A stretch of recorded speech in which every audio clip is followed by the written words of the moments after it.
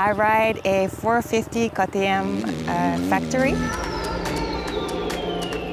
And I freaking love it. The thing with Factory is that it comes already with the band that is super grippy.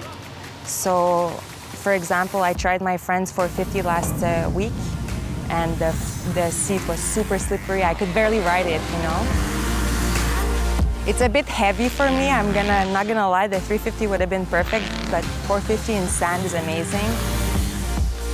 The new bikes come in every year, they become lighter and lighter and lighter. That's the only thing, is that it's a bit heavy, you know, like it's for an average man weight. So of course I'm a female, I'm a bit lighter.